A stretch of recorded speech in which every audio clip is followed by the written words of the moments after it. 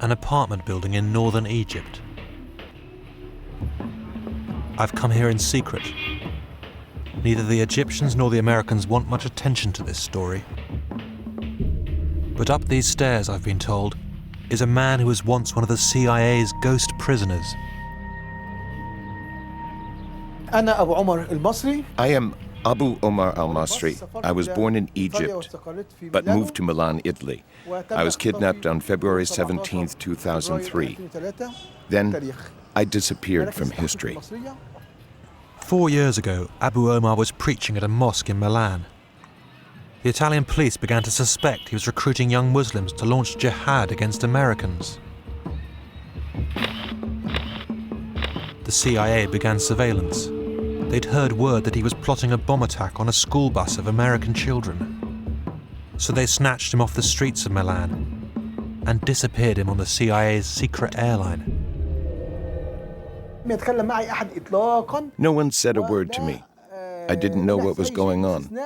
I couldn't hear anything, except just after the plane took off, they started playing classical music.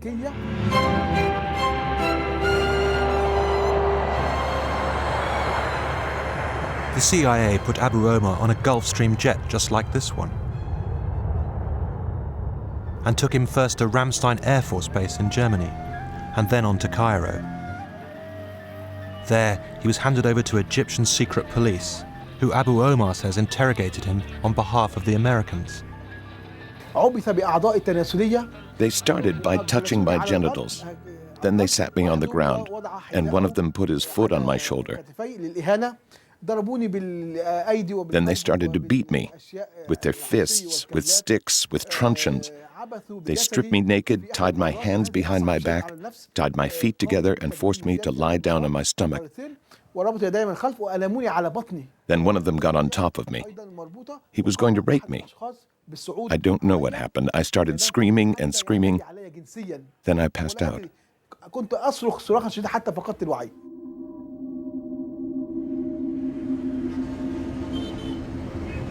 Abu Omar says his torture lasted 14 months.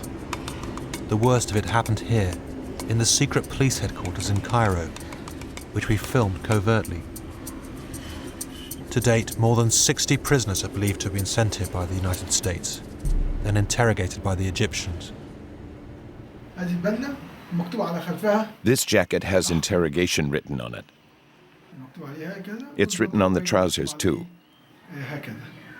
This was the uniform for prisoners who hadn't been charged with any crime. The ones who had been charged wore blue uniforms. Abu Omar told us that most of the prisoners transferred from abroad were still wearing white, meaning they're being held in secret, without charge. This is the dark story of extraordinary rendition. The United States snatches terror suspects off the street, then sends them to countries like Egypt, where critics say torture is routine. We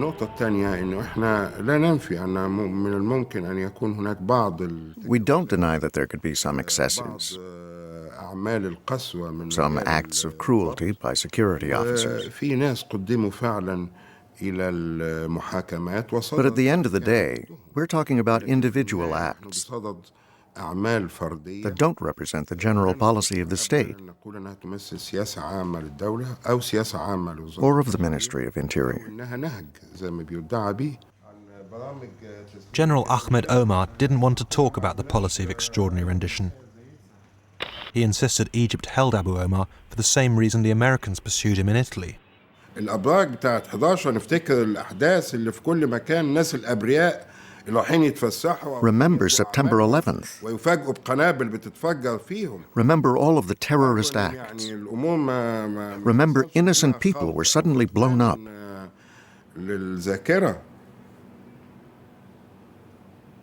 Don't come to me now and talk about security services taking action.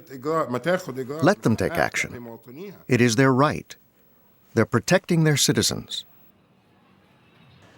The Americans seem to believe that you were a terrorist, plotting attacks from your home in Milan. Is there any truth in that? Historically and at present, It's clear that the CIA and the US government, in most cases, have wrong information from wrong sources. Abu Omar confidently maintains his innocence, telling me he's a preacher, not a terrorist. He says he's willing to defend himself in court if the Egyptians or the Americans ever charge him with a crime. Recently, despite warnings by the government here to keep silent, Abu Omar has decided to go public with his story, bringing unwanted international attention to the abuses of rendition. Some people love to attract the limelight, to give themselves more importance than necessary, and to help their cases. This matters before the Italian court. Italian and American agencies are also involved. That's all we have to say about it. The rendition of Abu Omar turned out to be a disaster for the CIA. Italian police found a surprising paper trail left behind by the agents involved in the kidnapping. Mobile phone records made it possible to track their movements. Hotels in Milan turned out to have copies of their passports.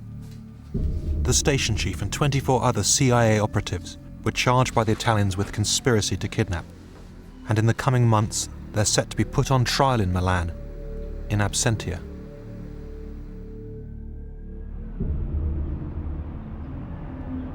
For the last 4 years, I've been investigating these stories of extraordinary rendition. In Washington, the Bush administration hasn't spoken about Abu Omar, but they've officially acknowledged dozens like him. They claim that when they send terror suspects to other countries, they get assurances the prisoners won't be tortured. You can say we asked them not to do it, which I think they do, but then you have to be honest with yourself and say, there's no way you can guarantee they're going to do that. Once you turn them over, you have no real control over that. Tyler Drumheller ran CIA operations in Europe when Abu Omar was kidnapped. He had no illusions about what happened to prisoners rendered to Egypt. When you turn someone over to some other country, you can't say to them, this is how we want you to treat them, and this is, and how they're going to treat them is how they're going to treat them. And if you know that they're using, that this is the way they've been treated in the past, then you have to be honest with yourself that that's going to be part of it. Drumheller had mixed feelings about renditions abroad, but he was even more concerned about a new plan put forward after 9/11 for the CIA to hold prisoners themselves in secret jails. We're an intelligence service, an espionage service, not jailers, not policemen, not interrogators. That's it. We debrief people, we don't interrogate them. Everything the military didn't want to do or felt uncomfortable doing ended up in the lap of the CIA. After the war began in Afghanistan, the CIA set up its first black sites. One of them, located just outside Kabul, was known as the Dark Prison. Dark Prison was run by the Americans. It wasn't Afghani people flying the aircraft, and it wasn't Afghanis who sort of shackled me and did whatever they did to me. It was Americans. For years I pursued the story of Bishr al-Rawi, an Iraqi-born British resident who once acted as a messenger between an al-Qaeda suspect in London and British intelligence. In 2002, while he was on a business trip to Gambia in Africa, the CIA had al-Rawi and several colleagues arrested. He says he was betrayed by his British handlers, who turned him over to the Americans. Al-Rawi now finds it painful to recall his treatment by the CIA. They took me into a room. They sort of stripped me, cut off my clothes, and they just did their stuff, which I don't feel comfortable or necessary to go through. But it's not very pleasant, not very nice, and very, very humiliating, very intrusive. Al-Rawi was bound, gagged and hooded by the Americans. They drugged him with a suppository, dressed him in a diaper and a jumpsuit, and put him on a plane. He was tied down in the same way as the US military secure enemy combatants captured on the battlefield. I was restrained from all, feet, torso, chest. Of course, I can't see anything. I can't see, I can't hear. My ears are blocked. I was in a lot of pain, and I was sort of counting the seconds, actually just counting 1 second, 2 seconds, just like that, really. Just hoping that it's gonna be over soon, it's gonna be over soon. And then the aircraft landed, now they're gonna take us out of the aircraft, now. They didn't. For 11 hours, al-Rawi was on board a luxury Gulfstream jet used by the CIA for many of its renditions. The flight plan shows the jet flew first to Cairo for refueling and then on to Afghanistan. Al-Rawi was taken off the plane, driven a short distance to the secret CIA facility, and thrown in a cell. Somebody came, removed the hood, which I had, and the ear defenders, also removed the cuffs, but they left me in the shackles. And that was a dark prison. And you can't see the end of your nose. I mean, there was music running. It's not like music, but it's sort of odd voices. Like, it's like it's either somebody really professional, like a psychiatrist who was a musician as well, who did it, or somebody who was a nutter. It's the sort of sounds that give you sort of nightmares. And I was saying, gosh, the beating or whatever they're gonna, this is when it's gonna start. And you live with this, for a while, and nobody has beaten me up yet. Nobody has, but you don't move. You don't breathe. You're just very still, just holding the position you're in, and like, gosh, what's gonna happen to me next? For days, nothing happened. Al-Rawi was shackled in the darkness. He wasn't interrogated by the CIA. No one spoke to him. Eventually, he was taken to Bagram Air Base, where he was held in a cage like this one. He says he was interrogated and beaten up by the American military. He was finally transferred to Guantanamo Bay, where he spent 4 years, before being released without charge in early 2007. Al-Rawi believes he was held, like many others, just in the hope he'd offer new intelligence. There wasn't a real accusation. Like, it's not like, look, Bishop, you have done this, or we think you have done this, or we think you're gonna do this. It wasn't anything like this. It was really very, very peculiar, very shadowy, okay? Really, in terms of actual accusation. Look, we think you have done this, or look, we think you're going to do this. There wasn't that. There wasn't that in Gambia, there wasn't that in Bagram, and there wasn't that in Guantanamo. The dark prison in Afghanistan was one of the first CIA black sites, but not the last. By early 2003, the United States was negotiating secret agreements with governments in Eastern Europe to set up black sites on their territory. The location of these prisons has been strongly contested. But this summer, a European investigation declared it had proof of 2 CIA black sites. One on the east coast of Romania, the other at an airbase of one of America's biggest allies in the region.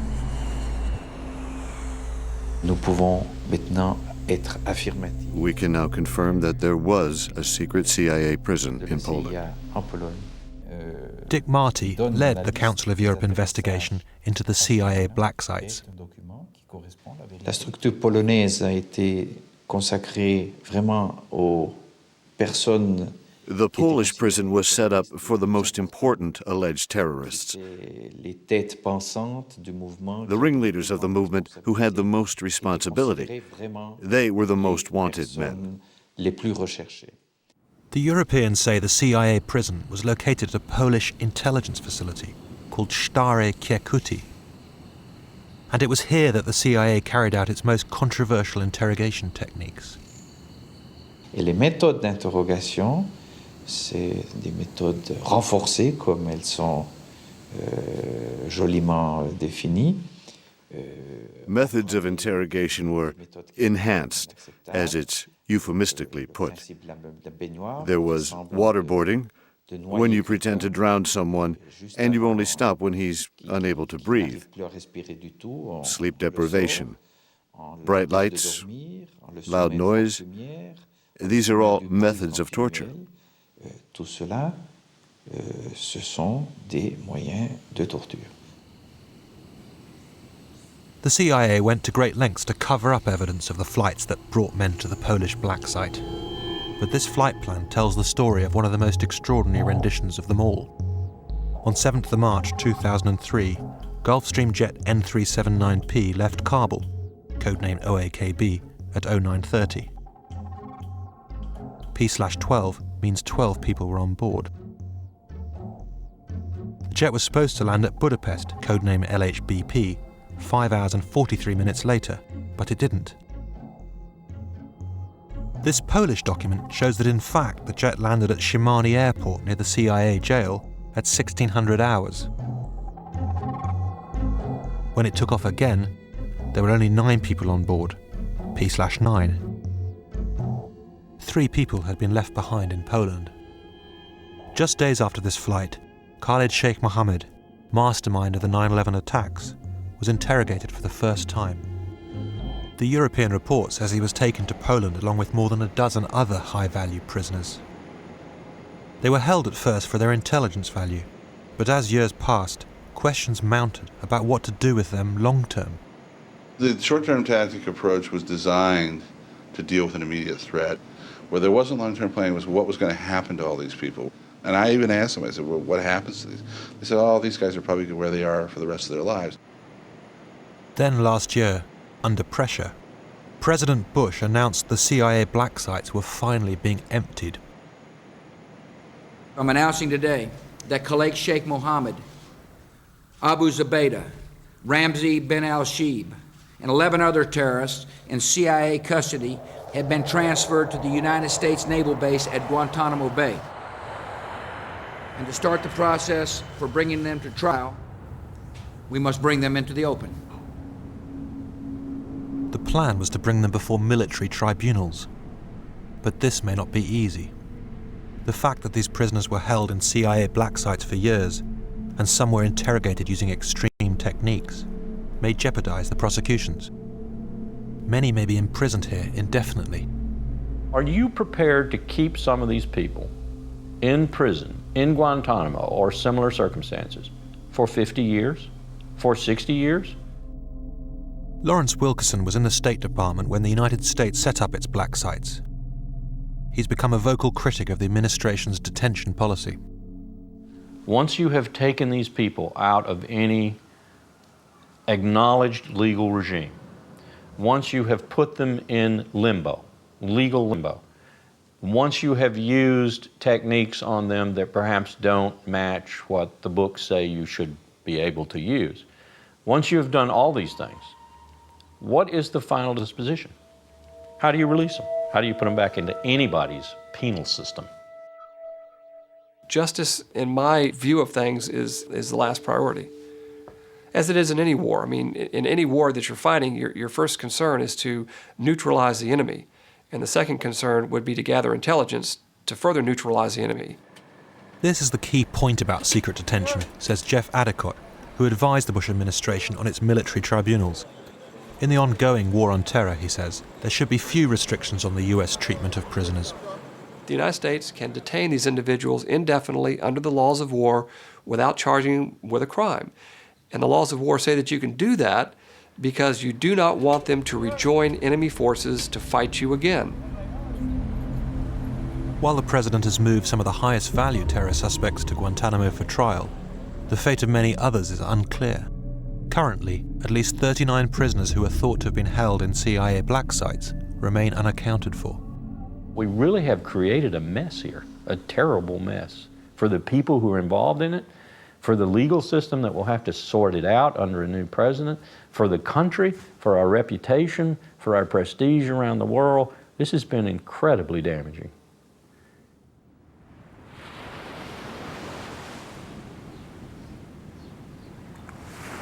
New questions about the future of extraordinary rendition have now surfaced a world away, on the shores of East Africa.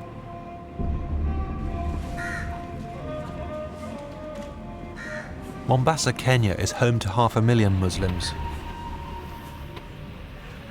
I've come to chase down a rumour of something disturbing that happened here earlier this year.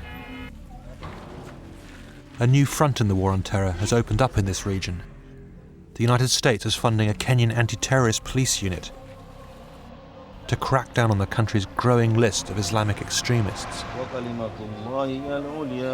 Men like Abu Drogo. He's a preacher who's been arrested several times by the anti-terrorist police. Once a member of the Mujahideen in Afghanistan, Abu Drogo told me he encourages the young to prepare for jihad. Qur'ani inasema hivi, nendeni katika ulimwengu mueneze sheria ya Mungu. Na kueneza sheria haiwezekani kwa mdomo tu, mpaka kwa silaha. Kwa sababu Americans ni washari, na Waamerika wakichinjwa huwa wanafurahi zaidi.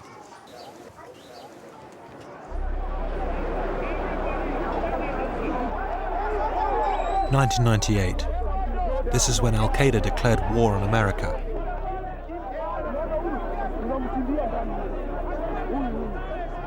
Simultaneous bombings on the US embassies in Kenya and Tanzania killed more than 200 people. The man accused of coordinating the attacks, Fazul Abdullah, alias Haroon, has never been caught. Haroon's been around for a long time. He goes all the way back with bin Laden to the days when Al-Qaeda was created and preceding that. So he's a true hardened member. In the aftermath of the embassy bombings, FBI veteran Jack Clunan helped lead the hunt for Fazul. There's a capital case against him. So the government, that is the United States, sees him as one of the top 22 terrorists in the world, and we need to bring him to justice. Fazul was said to be in Somalia. Last December, when Ethiopia moved its army into Mogadishu, the United States went after him, launching bombing raids against the country's suspected Al-Qaeda hideouts. Thousands fled for the Kenyan border. Some were picked up in a dragnet by the anti-terrorist police and disappeared without a trace.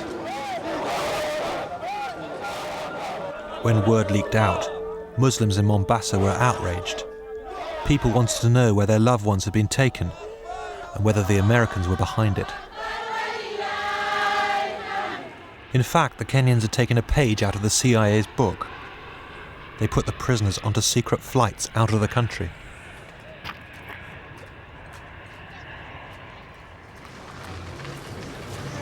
I went to see a local human rights activist who was investigating the disappearances.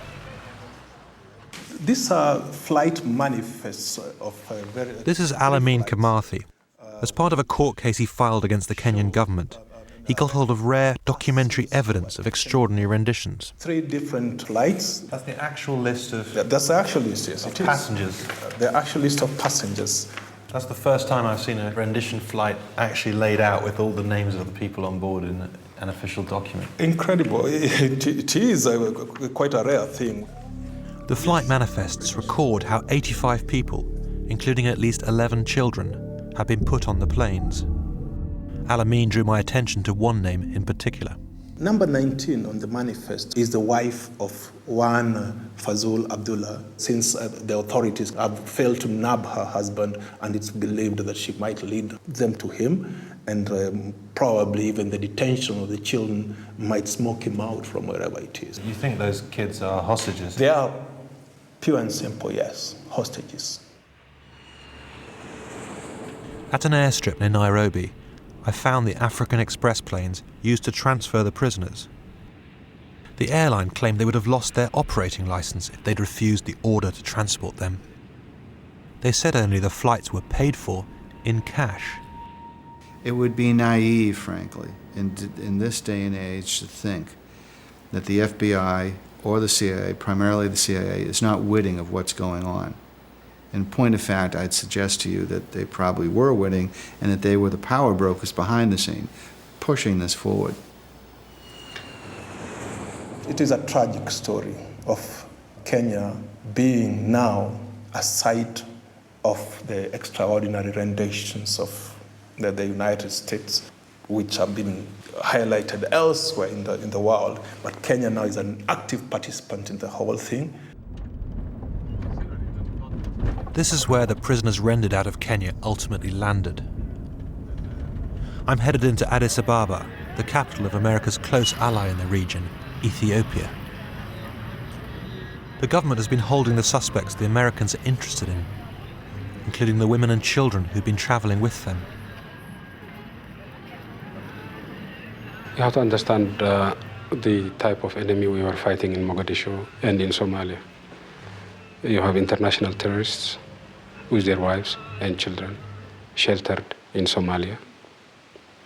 You find the wife, you don't find the husband, and the wife is fleeing the battlefield. You do not know whether the wife is just a wife or a comrade and a colleague in the act of terrorism. You find her fleeing, you catch her, you detain her. The Ethiopian authorities acknowledged holding 41 suspected international terrorists, but dozens more from those Kenyan flights were still unaccounted for, including the 11 children. First day I stay here, he tell me you no engage. As word of the detention spread and pressure on the government here mounted, Ethiopian state television released this video of the prisoners. Overall treatment is good. All the detainees seem very keen to praise their jailers. Just fine, I'm feeling good and they're treating us good. Good food. The treatment has been very good. The prisoners had been told they'd be released as soon as they'd spoken to the cameras. But we were later told that after this videotaping, they were taken straight back to prison and further interrogation. They say it was mainly by Americans. Anybody who has information has also been provided access to these detainees, not just the Americans, anybody who knows about these individuals and wants to ask questions. A week after this interview, the Ethiopians released the wife of Fazul Abdullah and 15 others, but they went silent on the fate of the rest of the prisoners. Have you faced any torture? No, nothing. No, nothing. Then, under international scrutiny, the Ethiopians released more prisoners, including this man, a Swedish citizen called Munir. He subsequently alleged he was assaulted by his American interrogators. Have you faced torture or mistreatment here in Ethiopia and Addis Ababa? No. This man, a Tunisian called Adnan, was also released without charge. He alleged abuse by the FBI, which they deny. His wife, who was in prison with him, gave birth on the day of their release.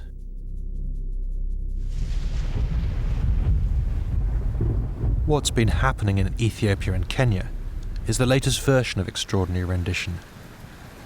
Other countries render and imprison the suspects, while the US operates deeper in the shadows.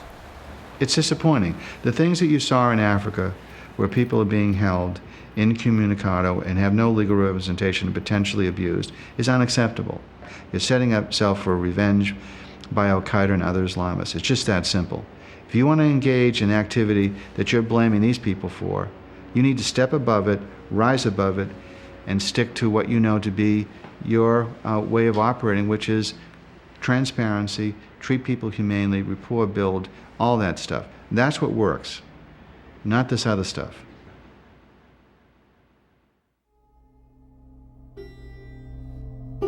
There's been a lot of talk in the newspapers and on TV about a program that I put in motion to detain and question terrorists and extremists.